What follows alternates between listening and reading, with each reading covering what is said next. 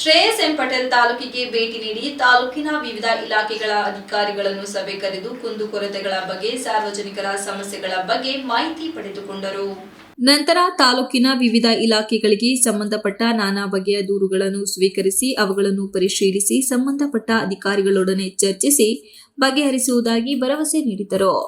ನಂತರ ತಾಲೂಕು ಆಸ್ಪತ್ರೆಗೆ ಭೇಟಿ ನೀಡಿ ಆಸ್ಪತ್ರೆಯ ಸಮಸ್ಯೆಗಳನ್ನು ಮತ್ತು ನ್ಯೂನತೆಗಳನ್ನು ಹಂತ ಹಂತವಾಗಿ ಬಗೆಹರಿಸಲು ಪ್ರಾಮಾಣಿಕ ಪ್ರಯತ್ನ ಮಾಡುವುದಾಗಿ ತಿಳಿಸಿ ವೈದ್ಯರ ಸಮಸ್ಯೆ ಶೀಘ್ರದಲ್ಲಿ ಬಗೆಹರಿಸುವುದಾಗಿ ಭರವಸೆ ನೀಡಿದರು.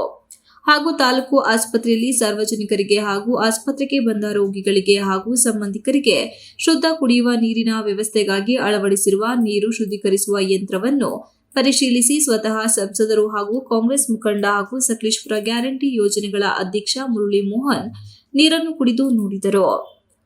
6ನೇ ತಾರೀಕು ಮಾನ್ಯ ಮುಖ್ಯಮಂತ್ರಿಗಳು ಹಾಗೂ ಉಪಮುಖ್ಯಮಂತ್ರಿ ಹಾಸನಕ್ಕೆ ಭೇಟಿ ನೀಡಲಿದ್ದು ಏನೇನು ವ್ಯವಸ್ಥೆ ಮಾಡಿಕೊಡುವುದರ ಬಗ್ಗೆ ಮಾಹಿತಿ ಕಲೆ ಹಾಕಿದರು. ತಾಲೂಕು ಆಡಳಿತ ಕೇಂದ್ರ ಪುರಸ್ಕೃತ ಯೋಜನೆ ಮತ್ತು ಕಾರ್ಯಕ್ಷಮತೆ ಹಾಗೂ ದಕ್ಷತೆ ಹೆಚ್ಚಿಸಿಕೊಳ್ಳಲು ಸಲಹೆ ನೀಡಿದರು. ಈ ಸಂದರ್ಭದಲ್ಲಿ ಸಂಸದ ಶ್ರೇಯಸ್ ಎಂ ಪಟೇಲ್ ಹಾಗೂ ಸಕಲೇಶಪುರ ಗ್ಯಾರಂಟಿ ಯೋಜನೆಗಳ ಅಧ್ಯಕ್ಷ ಮುರಳಿ ಮೋಹನ್, ತಾಲೂಕು ಗ್ಯಾರಂಟಿ ಯೋಜನೆಗಳ ಅಧ್ಯಕ್ಷ ಪೃಥ್ವಿ ಜಯರಾಮ್, ತಹಶೀಲ್ದಾರ್ ಮಲ್ಲಿಕಾರ್ಜುನ್, ಎಚ್ಇಒ ಸುಬ್ರಹ್ಮಣ್ಯ, ಟಿಎಚ್ಒ ನಿಸರ್ ಫಾತಿಮಾ, ಆಡಳಿತ ವೈದ್ಯಾಧಿಕಾರಿ ಡಾಕ್ಟರ್ ಕಿಶೋರ್ ಕುಮಾರ್, ಕಾಂಗ್ರೆಸ್ ಕಾರ್ಯಕರ್ತ ಅಜ್ಜನಹಳ್ಳಿ ಲೋಕೇಶ್, ರಾಜಶೇಖರ್, ಹರೀಶ್ ಬರದವಳ್ಳಿ, ಟೀಕರಾಜು, ಸರ್ವರ್ ಪಾಷಾ, ಎಜೆ ಸಂದೇಶ, ಪಾಣೇಶ್ ಇನ್ನು ಮುಂತಾದ ಕಾರ್ಯಕರ್ತರು ಹಾಜರಿದ್ದರು. Pradeep, TV 46 news Kannada, Aluru.